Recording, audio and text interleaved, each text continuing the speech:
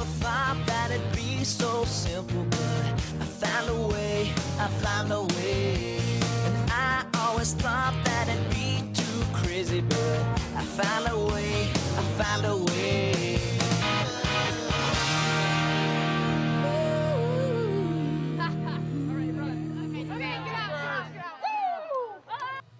Good morning, JSerra. My name's Adam Chacon. And I'm Hayden Carter. And you're watching The Lion Report. To start off today's show, let's go to the announcements.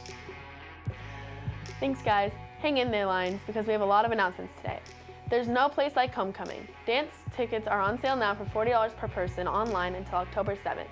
Then it goes up to $80 a person for the last week with no tickets being sold at the door. Visit www.jserra.org/homecoming to buy your tickets. In club news, the club fair is Tuesday, September 27th during both lunches. If interested in starting a club, see Miss Chanel in room 3217 this week to reserve a table. If you want to be in a club, all you need to do is show up on Tuesday and sign up. This year, we already have 10 students signed up for the RCIA program. If interested, please email Ms. Wilson at caroline.wilson@jserra.org or stop by the campus ministry office.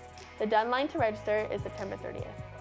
In fine arts news, this year's fall choir concert will be held next Friday, September 30th, with dinner at 6 and the concert at 7, located at Corpus Christi Church in Aliso Viejo.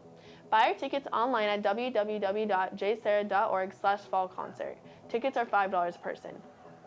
And finally, in sports news, if you are on the boys soccer team, make sure your uniforms are ordered by this Sunday, September 25th, through soccerloco.com under the JSerra team room. Questions? Email Coach Eric Kirsch. That's all for today, Lions. Back to the boys in the studio. Thanks, Matty, for those announcements. Hey, Adam, have you thought about colleges at all? I'm still up in the air about it. I haven't really locked down on a single college. What about you? So far, I'm really digging the Naval Academy and have most of my application done. Let's go to a segment where we have Kayla talking about the future college visits. Thanks, Hayden and Adam. Here are next week's college visits. On Monday, it is teacher in service and there will be no school. On Tuesday, 5 schools will be in the counselor's office. Catholic University of America will be here at 8 a.m. Colorado Mesa University will be here at 8:50 a.m.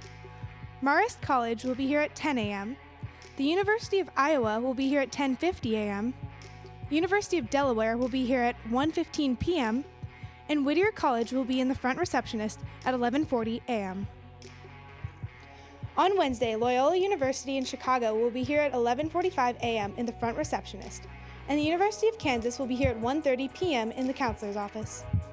On Thursday, the University of Alabama will be here at 11:15 a.m. in the front receptionist.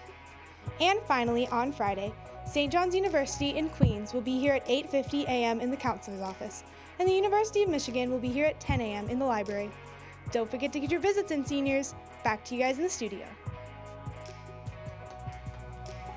Thanks, Kayla, for those upcoming colleges.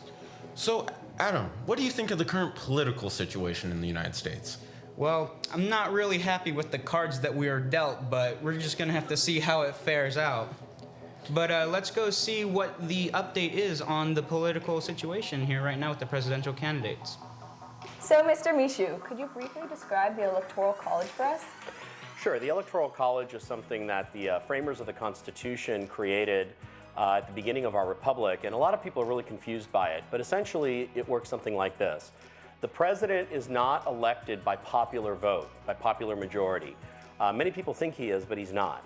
Actually, in 2000, Al Gore lost the popular vote and actually won the popular vote, the other way around, and George Bush won the election, even though he got less votes. Now, how's that possible?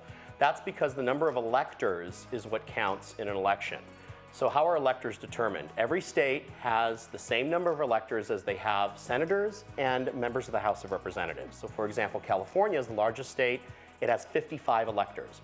Wyoming, which is a small state, has only 3 electors because they have 2 senators and 1 congressperson. So in every state except 2, if you win the majority vote in that state, you get all of that state's electors. And so if you win California, even by a slim margin, you will get all 55 electors.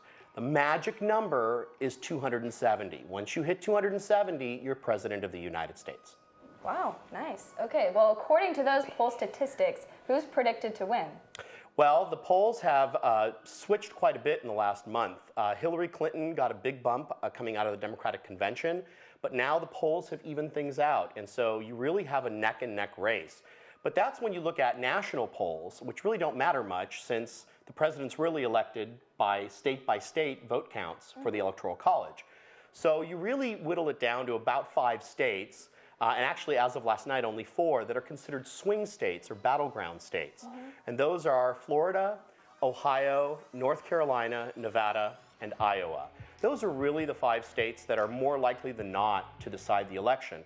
And in all of those, it's been too close to call. Actually, Iowa now, it looks like it's going to be in Trump's camp, but those are really the swing states. That's where the battle's going to happen. So according to that, who needs to do better on this Monday's debate? Well, Hillary Clinton's a better debater.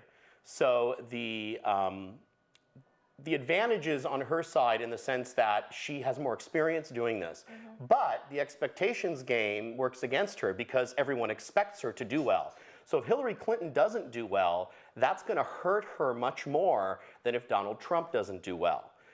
Donald Trump, though, needs to do well in this debate because those swing states are going to be pivotal, and I think a lot of people, especially independents in those states, are going to be watching this debate. As a matter of fact, this is supposed to be the most watched political debate in U.S. history. They're expecting over 100 million people to watch it. That's crazy. And that's Monday night at 6 o'clock Pacific time. Who do you predict will come out as the victor of this? You know, that's a tough call. It really depends which Donald Trump shows up.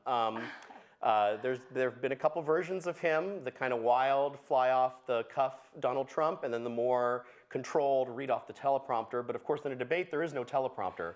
So we'll see. But Hillary Clinton is really the better debater just by virtue of the fact she's been in so many. Okay, and I have one last kind of fun question for you.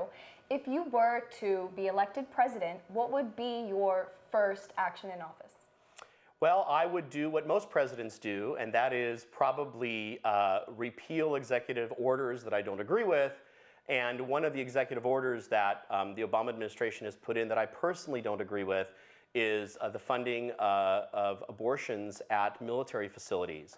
And I would defund abortions at military facilities because I don't believe the tax money should be spent on performing abortions. Well, thank you so much for your input, Mr. Misiow. You're welcome. I say we go back to the guys in the studio. Thanks, Kendall, and thanks, Mr. Misiow. Hope to hear from you soon. So, Adam, are you doing any clubs this year? Yeah, I'm actually going to be the president of the Film and Media Club this year, where we go out and film certain events to get service hours for kids here at the school. But I hear you're in some kind of FLA club, right? Yeah, I'm going to do Fellowship of Lion Athletes. It's going to be a club where we have famous Christian athletes come speak at the school, and so athletes can get together, talk God, and serve in their community. Sounds awesome. So let's go to a segment about the club fair. Well, Club Rush is next week on September 27th, and I'm going to be running a booth for the Orange Ribbon Club.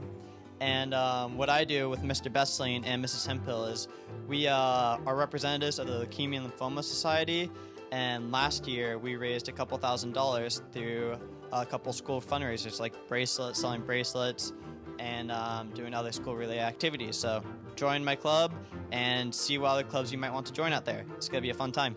All right, cool. Hi, I'm Maddie. I'm the president of the Kindness Initiative Club, and we promote mental health awareness, and you should check us out at the club fair. Okay. Hi, my name is Mary Flanagan. I'm the president of the Haiti Club. Our moderator is Mr. JSerra, so that's a reason enough to join the Haiti Club. I mean, woo, Mr. JSerra, shout out. The Haiti Club, the purpose of the Haiti Club is to raise money for orphaned Haitians due to the repercussions of the 2010 earthquake, which devastated the infrastructure of Haiti. Our main event that we do is the father-daughter dance. We work with NHS and ASG to present that, so you should come check us out at the club fair. Hi guys, I'm Tauline. I am the co-president of the Caring Cupcakes Club along with Cameron Zwerline. And the Caring Cupcakes Club is basically a club that bakes different types of goodies for organizations such as March of Dimes and the Elderly Care Home Center down the street in San Juan.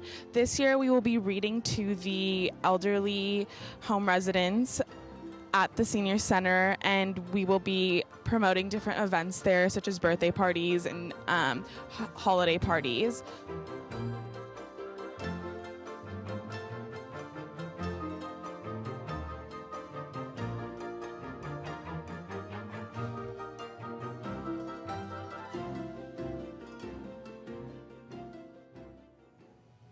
Wow, those clubs look amazing. Make sure to go out and see all the other ones at the club fair. But now on a more serious note, let's go see a segment on texting and driving.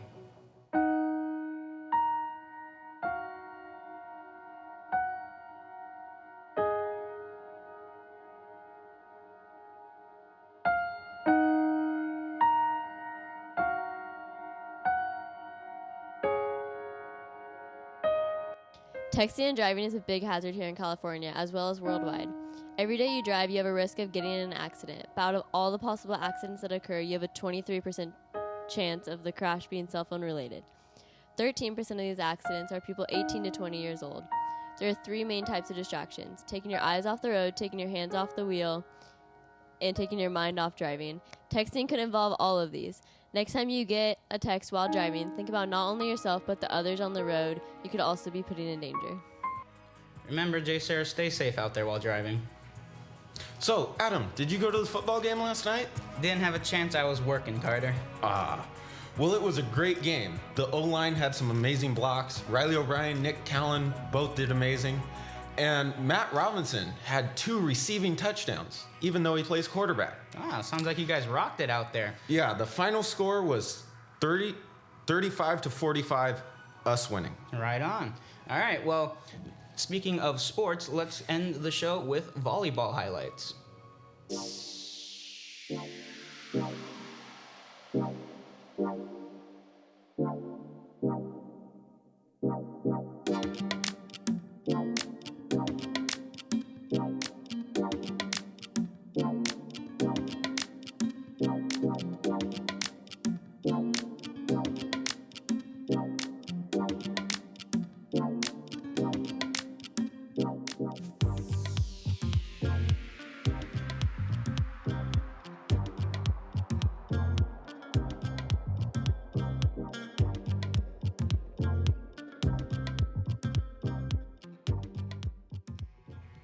Wow, great moves out there. Keep it up. All right, that's all we have for you today, JSerra.